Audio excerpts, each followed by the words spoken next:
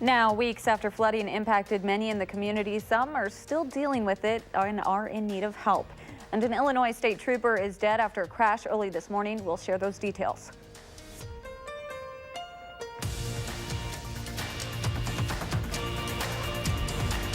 From the Channel3000.com Alert Center, this is News 3 Now at 10.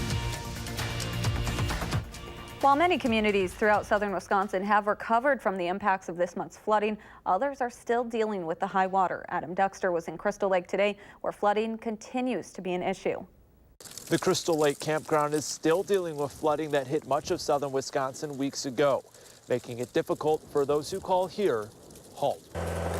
For Crystal Lake resident Craig Raker, it's been 2 weeks without being able to go back home. We're talking day 16 now. Little things, you know, like, oh, well, I gotta go get my toothbrush, I forgot that, or, you know, I forgot I need more clothes. Didn't think we were gonna be gone this long. In mid-March, his community flooded. He says they've all tried their best to make things better. It's been a party of sandbagging for a couple of weeks. But feels the situation is out of his and his neighbors' hands. We're making progress, but we really do need some kind of government help. Raker says the group that manages the park he lives at has done its best to help the people who live there, and that owners, along with the Red Cross, have found him and his son a place to stay temporarily. Still, he says he just wants to be back in his home, a place he's lived since he was a boy, before his mother passed it along to him. Everybody just wants to get back into their places and lay their head in their own bed.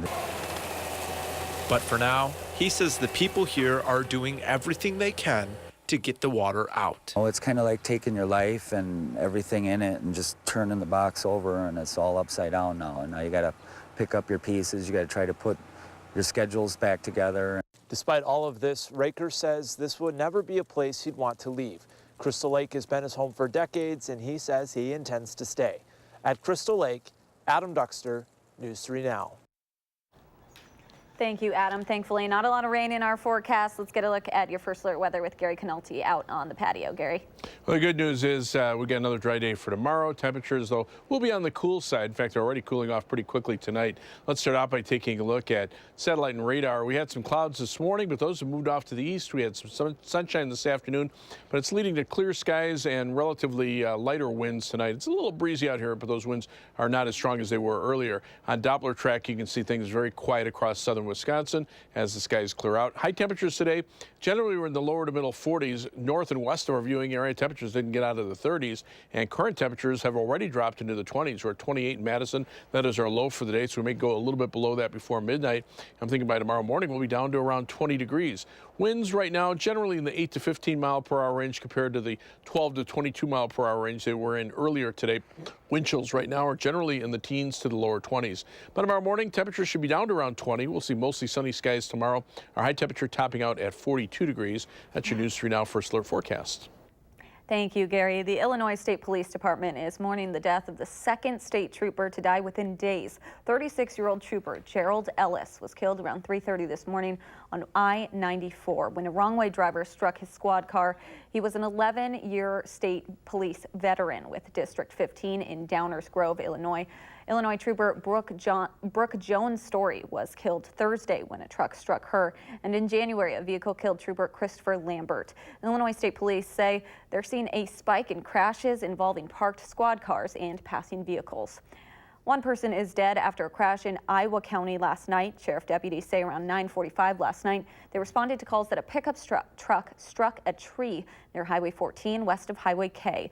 One person in the truck was pronounced dead at the scene. The other was taken to the hospital with serious injuries. As they continue to investigate, deputies say speed and alcohol are not believed to be the cause of that crash. In Madison, a man was found bleeding from his head just a couple blocks from Bree Stevens Field. Madison police say they received reports of several shots fired on the 200 block of North Ingersoll Street just before midnight. The incident is still under investigation, but they say the man's injuries are from blunt force trauma and not from the shooting. A 14-year-old was arrested after allegedly stealing and crashing a car in the Memorial High School parking lot late last night. The car was left running around 7:45 when the teen got in and started driving around. He crashed it in the parking lot, then ran to a home on Tree Lane before being arrested. He was charged with operating a motor vehicle without consent. A case of mistaken identity led to Madison Police and Dane County Sheriff's deputies drawing their guns at the Madison Ho-Chunk Casino. Around 3:45 this afternoon, police responded to a report of an ex-employee of the casino who made threats toward the business. While officers were interviewing casino staff, a security guard told police that ex-employee was on the property and was doing something around the trunk of his car. Additional officers and sheriff's deputies responded to the threat with guns drawn, but it turned out to be a different employee. Madison police are still investigating that original threat. Around the state today, 14 people in the Milwaukee area are displaced tonight after a 3-alarm fire. Their 62-unit apartment building was destroyed when flames broke out around midnight. Most of the people rescued were elderly residents. A happy moment, though, for a resident and bride-to-be, Wendy Zetting. Firefighters were able to save her wedding dress. Just thank God so much that these guys were able to do that. It's just a blessing. It takes one thing off my shoulders, and I'm so appreciative that they would even think about doing that right away for me. The Red Cross is helping the displaced residents. New research suggests some Wisconsin County jails are charging well over the national average for prisoners to make phone calls to family members and lawyers. The nonprofit organization Prison Policy Initiative released a report last month that shows some county jails are charging up to $22 for 15-minute phone calls. State jails charge around $8 per 15 minutes. Now compare that to the national average of about $5.61. Experts say there are few major jail phone operators in the country, so they compete for contracts by offering commissions and kickbacks to the jails. After a bill to close Lincoln Hills Youth Detention Facility was signed by then Governor Scott Walker last year, officials are looking for places for inmates to go. The state wants to build a 32-bed juvenile detention center in Milwaukee County to house high-risk offenders. But the county has a different plan. While they aren't sure where to build it yet, they want to use $41 million of a state grant to build a 40-bed facility with a health clinic and job and educational training programs. They also want to house low-risk offenders from the Milwaukee area. You want them to be as close as possible to the communities, the schools, the churches, the family that they're going to reintegrate back into, so they have as good a chance as possible of landing on their feet. Part of the grant money would also go towards partially renovating the Vel Phillips Juvenile Justice Center in Wauwatosa, but the county executive says the building isn't fit for their new plan. As our aging population grows, experts say there aren't enough medical specialists who care for older adults, with one report estimating a shortage of 27,000 geriatricians by 2025. That demand is part of the reason why the University of Wisconsin School of Medicine and Public Health is working with Madison's Veterans Hospital to train up-and-coming physicians in the skills they'll need.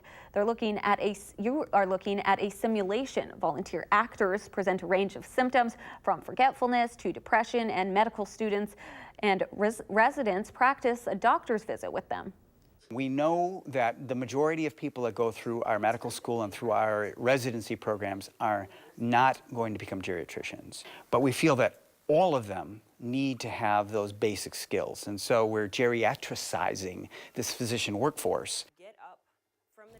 He says UW is one of a handful of schools requiring geriatric training for their residents.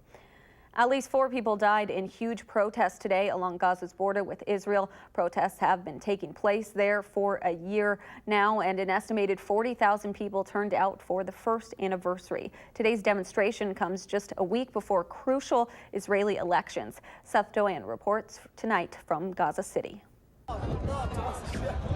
At the front, they catapulted small rocks to register their anger and hoped the big crowds behind them would help prove their point. You can see Palestinians here hurling rocks in the direction of the fence. Just over the fence there is the Israeli border. Today's massive protest along Gaza's border with Israel marked a year of weekly demonstrations against the grim conditions in Gaza. Ahmed Abu Rizik told us the protest itself, rocks versus snipers, highlighted the inequality. Life in Gaza is so harsh. There's no electricity, there is no medic aid, there is no jobs. More than half of Gazans are unemployed, and an Egyptian delegation has been here this week trying to broker an agreement which, for Palestinians, would improve electricity and bring in foreign financial aid. In return, Israel demanded an end to rocket attacks. This is tear gas Israelis are firing to try to disperse the crowd. Palestinians are trying to pick up the tear gas Israelis have lobbed here and throw it back across the fence. Hamas, which runs Gaza and is considered a terrorist organization by Israel, bussed in participants today, but urged restraint. I see you've got this rock and slingshot here. What about these calls for calm today? They ask for calm, but my heart is not, Mahmoud El-Arashi told us. Some small groups charged the fence, and Israeli snipers fired live rounds to keep them back. We saw some of the wounded taken away in ambulances. For the most part, though, today's protest was toned down. Ice cream sales continued as tear gas fell. Seth Doan, CBS News, Gaza City. Coming up next on News 3 Now at 10, raising money for those who need it most in Sun Prairie. We take you to the Sunshine Ball.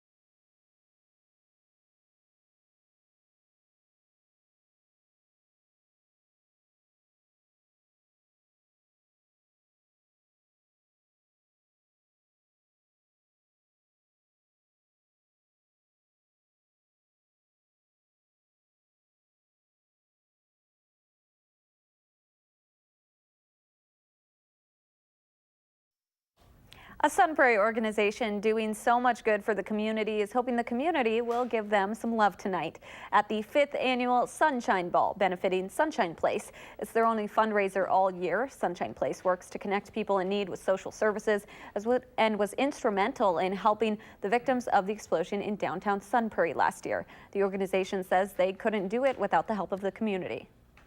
We're founded by the community. We're supported by the community as we have well over 1,000 volunteers, and we're celebrated by the community. The event featured food, music, and a silent auction. Organizers expected nearly 250 attendees. A local comedy club is celebrating 15 years with lots of laughs, doing 15 hours of nonstop improv comedy. Atlas Improv Company is hosting the Endurance Improv Fest, featuring 27 sets of improv with troops from across Dane County. The festival kicked off Thursday with a tournament pitting improv teams against one another and will wrap up with 15 hours of performances tomorrow. While improv can be a little scary and challenging, the Atlas creative director says getting to hear people laugh makes it all worth it. Obviously, getting to hear people laugh is super rewarding. I also like, standing on the side of the stage and looking out at the audience and seeing everyone having a good time. The performances began at noon today and will run until 3 a.m. on Sunday. It was a furry family affair this morning as many dogs and their owners came out to clean up their favorite play spot. Dog owners, with the help of their four-legged friends, picked up litter and debris in the off-leash dog park in Quan Park. The volunteer cleanup effort is organized by Barb Gilligan, who provides trash bags, buckets, and divides the park into sections for volunteers to cover. For her, it's just about giving back. Just giving back to, this is my park, this is where I spend my free time, and I want it to be nice.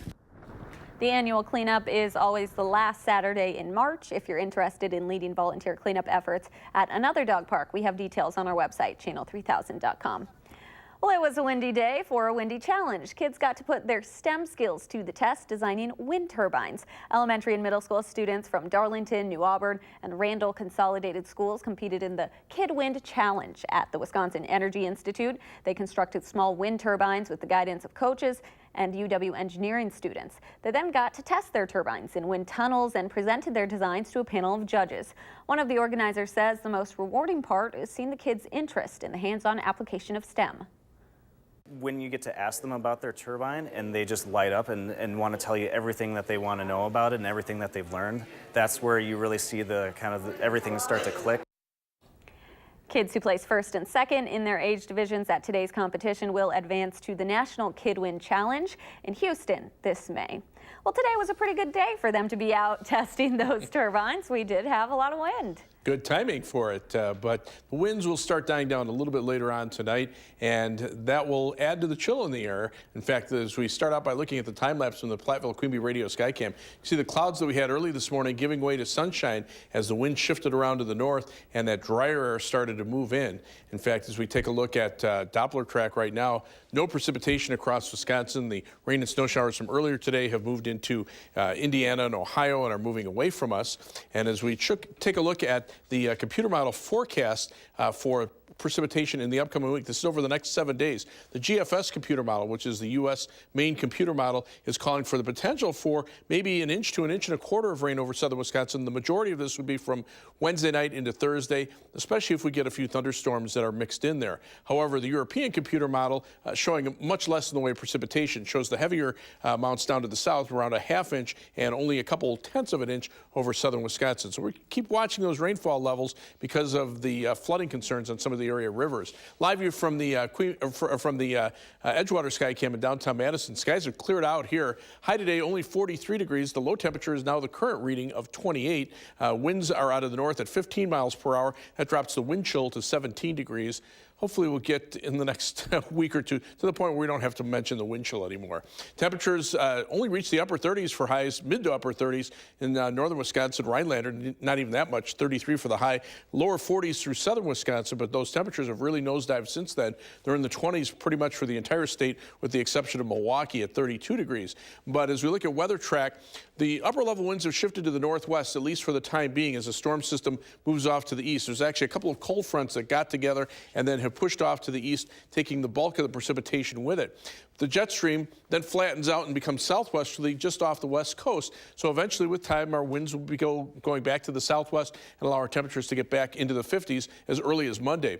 But right now we have the second of two cold fronts has moved through. There's a little band of light rain and snow showers to move through eastern Wisconsin this afternoon. Now high pressure pretty much extends from central Canada all the way down into Kansas, and temperatures are pretty chilly, generally in the 20s and 30s. You don't see a lot of warm air on there, but it's not bitterly cold either, because a lot of the snow cover is gone on, especially in the northern part of the United States, pretty much confined to North Dakota, far northern Minnesota. Future track shows clear skies overnight, plenty of sunshine for tomorrow. High temperatures, though, only reaching the lower 40s. So our forecast overnight calls for a low temperature of 20 degrees with mostly clear skies, a colder night than last night. Tomorrow, look for sunny skies, continued cool with a high temperature of 42. On future track, those temperatures will drop off to around 20 by tomorrow morning. Clear skies overnight, plenty of sunshine for tomorrow, high temperatures lower 40s. Tomorrow night, a few more clouds come in. That'll keep low temperatures up into the upper 20s. That coupled with southerly winds. And then on Monday, look for high temperatures back to around 50. It's possible there could be an isolated shower from Monday into Monday night and Tuesday. In fact, on Monday night, possibility even for a couple of flakes of snow. But after that, notice those temperatures, the mid-50s. Shower and thunderstorm chances best from Wednesday night into Thursday. A brief cool down on Friday, and then even warmer temperatures toward the end of next weekend into the following week. High temperatures in the middle 60s. That will feel more like spring. That sounds nice. And to think that we won't have to talk about wind chill eventually. I want to get rid of it as soon as I can. Thank you, Gary. Well, no Knavel, no problem for the Brewers. Highlights from Miller Park coming up next in sports.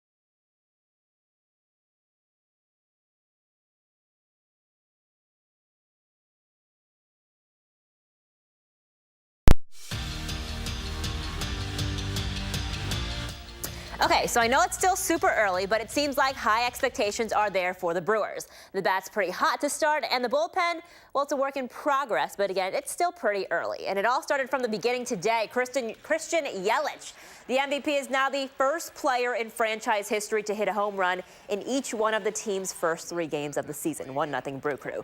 Fast forward to the third now, tie game. Vote Travis Shaw on April 2nd, everyone, because the mayor is reclaiming his title. First one of the season for him. Brewers take the 2-1 lead. 2 batters later, Mike Moustakas at the plate. He goes straight back and up. 2-run shot for Moose.